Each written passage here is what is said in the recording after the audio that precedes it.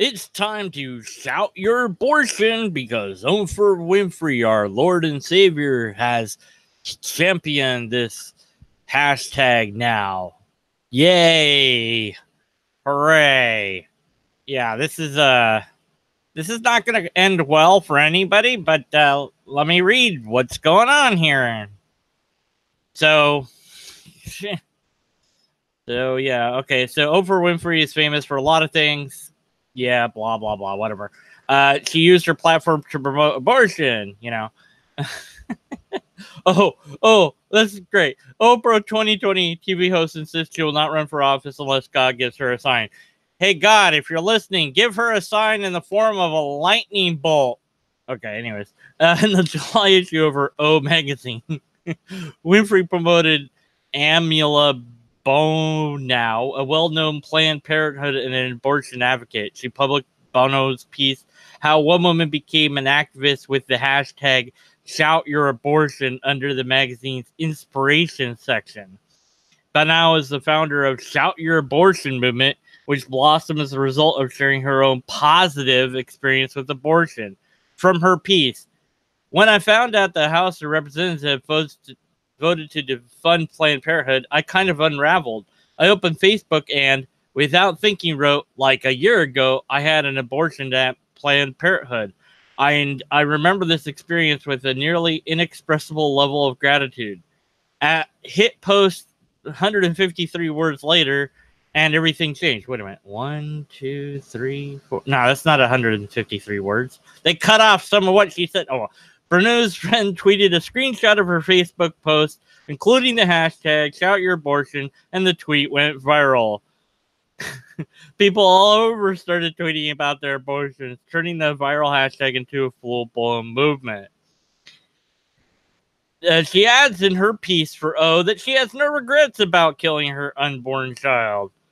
On some level, I'd internalized the stigma, though honestly, wasn't shamed. She writes, then why hide? The hashtag's been tweeted over 300,000 times. That's over 3,000. Whether individual boast about receiving an abortion or promoting others responsible for killing unborn children. In her piece, Bono boasts the popular movement is now a legit organization. And she adds that Shout Your Abortion will be publishing a book this fall. Chris Pratt's brother reveals the truth about the Star's faith. Ooh, that sounds intriguing. Oh, sorry. The other day, I told the whole story to a guy in the bar, and he said, what you're doing takes real balls. I corrected him. I think you meant ovaries. Meh, meh, meh. And it reaches 1 in 13 women in America, blah, blah, blah, whatever. Okay, so, okay, so I guess it's from Facewire. So, I mean, like, even they, like, a faith, like, what, I mean, like, I don't know. You would think that they'd be, like, hating on this because faith, but, you know, not, I don't know what it means, like, or whatever, but I love how, like, they put in quotes inspiration section and quotes around positive.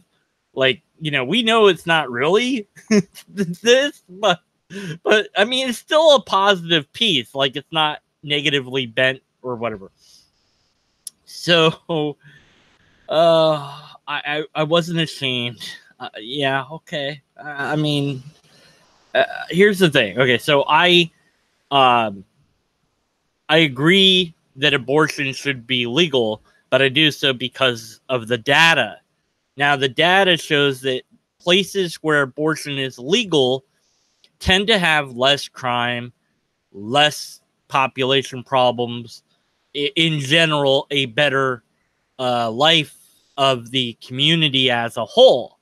But I think that it's tragic that we have to do this, that this is the, well, last resort, if you will, of people that wind up pregnant. Well, I would say women that wind up pregnant, but I suppose men can end up pregnant too now. So why not?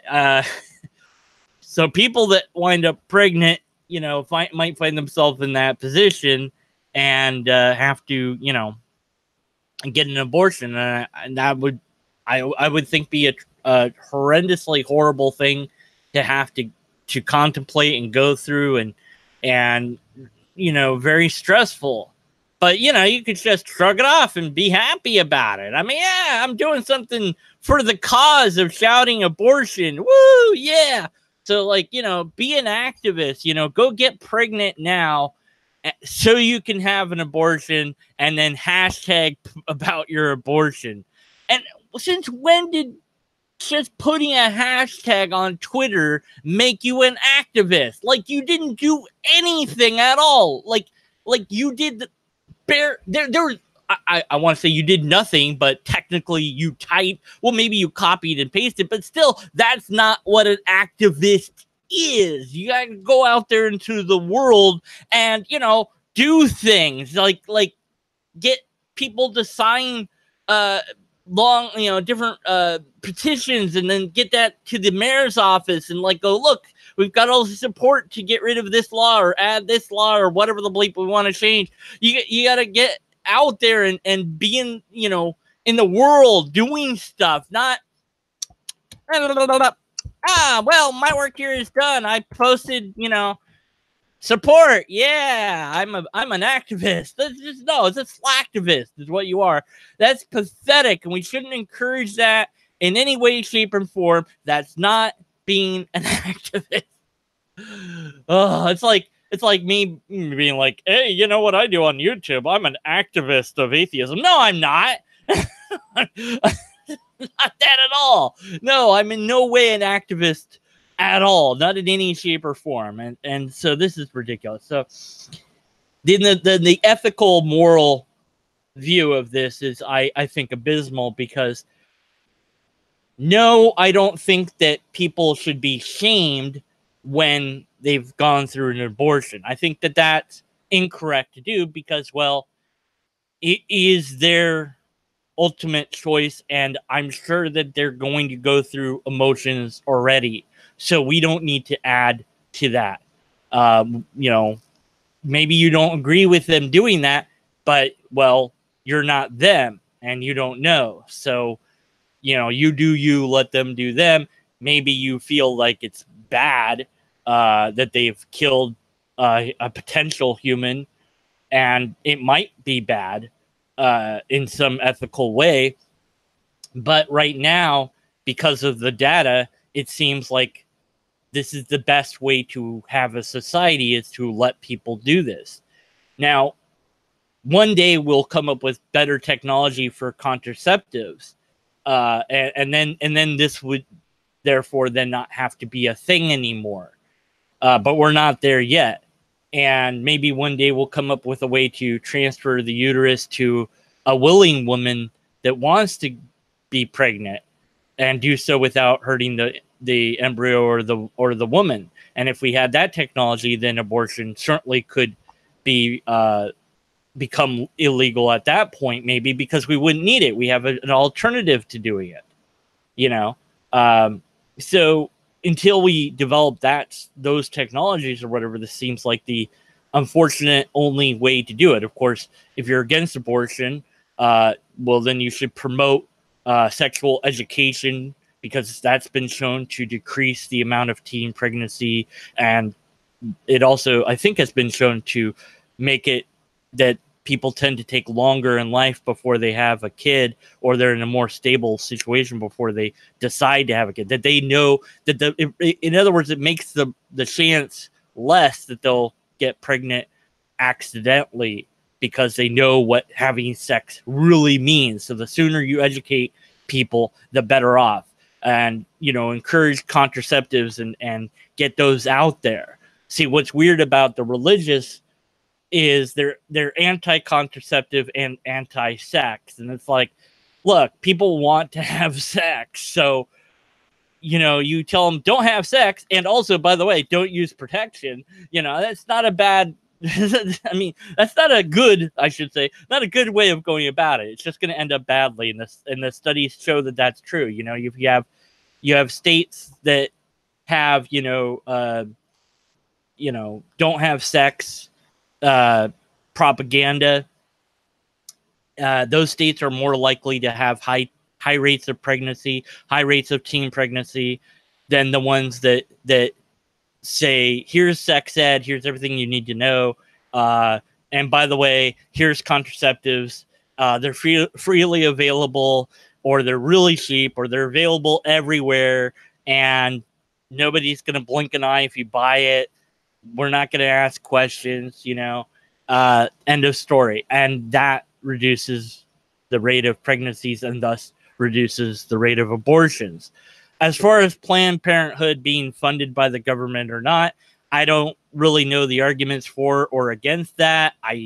You know, hey, it's one less thing to pay tax for, I suppose, but the chance that somebody somewhere needs that for whatever, you know, medical reason, like, you know, that they'll die unless they get it, or maybe for a traumatic reason, like somebody forced themselves on them, so now they're pregnant, or, you know, some other weird scenario where somebody got them pregnant, you know, deliberately. I don't know, maybe they held them captive and had, you know, a syringe full of, well, not a syringe, a turkey baster full of, you know, you know, and then they, you know, like there was that movie where that happened. I can't remember the movie. It doesn't matter. Anyways, but look, there's all sorts of scenarios that are unpleasant to think of and dream up where somebody would become pregnant without wanting to be pregnant. And in those cases, you know, they've already been through a trauma, and now you're going to ask them to live with a constant reminder of the trauma. And then there's probably really good economic reasons why a person would be better off not having a kid than having a kid, because they're in a very low economic status as it is. And in all those cases, the person might not be able to pay for it. So, well, then, yeah, we should pay for it somehow. And that might be with our taxes, because we want to make sure that people have a good quality of life, and we want to make sure that people aren't dying unnecessarily or what have you. Although one maybe might say, well, fine, in those cases that are like rape or something happened where they got pregnant by force, that's one thing. If it was consenting and they got pregnant, maybe then it's not supported by the state. I mean, you know, well, let's look, you know, maybe there would be certain factors that would go into it that somebody could argue for or whatever, and say, okay, that reduces the overall cost, you know, to save some money, and it might make it hard for some people, blah, blah, blah. But well, you'd have to do the research on that to see what that would do to society as a whole. Because again, when you have it legal and available to everybody, if not for free, then for at least cheap, then, you know, it seems that the society as a whole does better. And so if you change that, then you might fluctuate how well society's doing. So you might want to think about all those things if you're trying to change the who pays the Planned Parenthood, whether it be the individual or the state. But at any rate, I you know, other than that, I don't really care about that. That's really not my concern. My concern is the hashtag itself of, you know, shout your abortion. This is like, I understand where they're coming from, but I think this is the wrong way to go about it. Like, they want it to, I guess, be destigmatized, but it might be good to be somewhat stigmatized in a sense, because that might prevent people from getting pregnant in the first place. And I think that when I was a Christian, I know that, of course, you're anti-abortion because, well, you're a Christian, and of course you have to be, you know. I mean, it's just a given almost. There might be some Christians that are for abortion. I don't know, but that was my perception when I was a Christian. I was like, of course I'm against abortion. It's horrible, you know. You don't do that, you know. And then as I got older, I think that changed over time. Even as a Christian, I was like, yeah, maybe, you know, whatever. I don't know. You know, and now it's like, well, what's the data say? Oh, the data says it's okay. Well, then we do it whether I like it or not, because I don't like it. I don't like that we do that. I don't like that we, you know, that this is the solution to a situation that somebody would find themselves in. But there you go. Okay, I don't need to show this page anymore. I guess I can stop presenting that. And now it's back to me on my little lobster there, or well, big lobster, I suppose. My God, that lobster would be giant. Would he even be able to support his own weight? I don't know. Yes, he would in my universe. So, look, what this is going to do is actually backlash against them, because you're going to have the conservative and you're going to have the religious go against this hardcore. They're going to say, look at this. This is despicable. They're celebrating death. And maybe they'll counter with their own hashtag of celebrate don't celebrate death or something. There you go. That's the hashtag to go viral that I've created, although I don't want any part of it.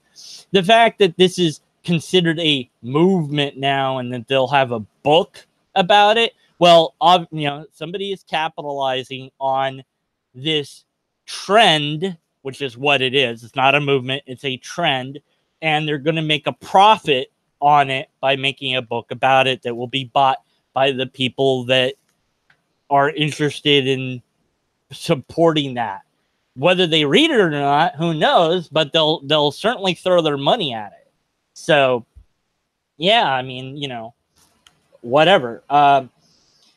You shouldn't, I don't know, I guess feeling bad about it. I suppose after a while you would have to stop feeling bad about it and accept that you had to do this and move on with your life. But I don't see the morality of thinking I'm proud that I did this or something like that. That seems a little off to me. It seems like that the proper, more human response, I would think, is I feel really bad about doing this. I feel really guilty about this, but I don't have a choice. I did it. I regret that, but I didn't have any other choices. This is the best choice that I could make, was to do this. And then after some time you would, learn to live with that and wouldn't feel horrible about yourself or anything like that. You wouldn't beat yourself up about it. But I think that, it's going to be emotionally hard, and it should be emotionally difficult. So to try to turn this into a thing where we're like, no, let's celebrate that and let's make it non-emotional. Let's make it that you're happy that you went to go get an abortion. There's just so much bitterness in my mouth when I consider that idea, because I really think it drags ethics to the wrong direction. And the more conservative types and religious types will try to drag it back the other direction, but they'll do so using, God or their religion, or they'll do so saying, well, the state can't fund Planned Parenthood because of reasons. And they might win that argument because there's a better argument to be made for abortion. And that better argument, I think, is the data. That we have the data that shows that, nations and countries and cities, whatever, that have abortion legal and perhaps even free, that makes society as a whole work better. And here's why. We can show association, causation. We can show these charts and say, here's the data, because I've seen that data. I know it's out there. I don't have it right now for you to see. But at any rate, if somebody's like, oh, I want the data, Deacon Ferdinand, you mentioned it. Oh, okay, fine. I'll put it in the link later. I'll look something up. I'm not trying to make that case right now, though. So maybe I won't. I might be lazy. I don't know. But if you want to make the best argument, and I think you do it with the data. You do it with the evidence. That's my stance. I'm sticking to that stance. It's true, I think, across the board. When you have it, you show it. And so I would think that's a much better way to get out the reason why we should allow abortion. And that's a better hashtag if we're going to make everything into hashtags these days, I guess, if that's the way things are going. Let's make it, abortion. I don't know what the hashtag would be, data points for abortion. I don't know. It's not as sexy as a hashtag or something, but I think that this is the wrong direction to push. And I'm reminded of, Jordan Peterson whenever I talk about this sort of thing, that the push towards chaos and then the pullback towards order. And you have the liberal, so to speak, going towards chaos, and then the conservative pulling towards order. And you need both, but you have to be cautious about that chaos because, well, it's an unknown frontier.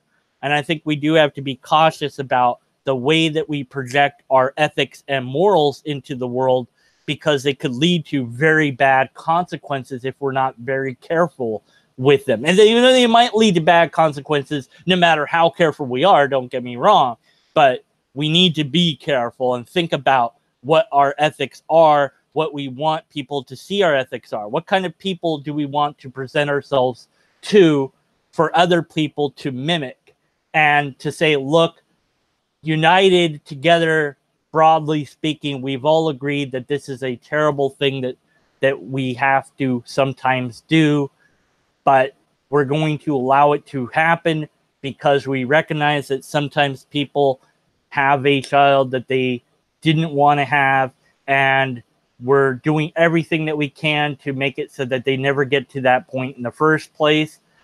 But if they do, we have this solution that we don't like, but it's what we've got. And then, yes, that's a very nuanced and detailed explanation of the ethic of it, but that's what's needed. And people say, okay, that's a far better ethic than let's just kill the baby and be happy about it, or even if you don't consider it a baby yet, so it's like, it's a pile of cells. Okay, fine. That we're not killing the pile of cells then, and so yeah, I just think it's a bad idea. Maybe you want to think that this is a leftover from my religious time. I don't know. Let's see what if chat said anything. I doubt it. But I'm gonna check that out and see what was going on in there, and then I'm gonna close this thing. Mainly, I'm doing these types of videos lately because it's a lot easier to just get them out there really fast. So, whatever. Let's see. I aborted my baby. Say it loud and proud. Are you a dataist? Yes, I'm a dataist. Yes. I adhere to evidence, data, and logic. So whatever that makes me, that's what I am. Robots take over the earth. There will be Cybermen controlling your abortions. Yeah, probably. I mean, the robots will take over and none of this will matter in the end, more than likely. So I, for one, welcome our new robot overlords. I'm sure they'll do better than we did.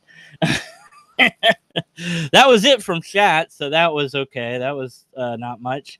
But yeah, so I don't know. Let me know your thoughts and feelings about Shout Your Abortion. Because, I haven't talked about enough things that are provocative. So, I might as well talk about abortion and be like, yeah, I'm kind of against this idea. And then people can hate me for that. Yay!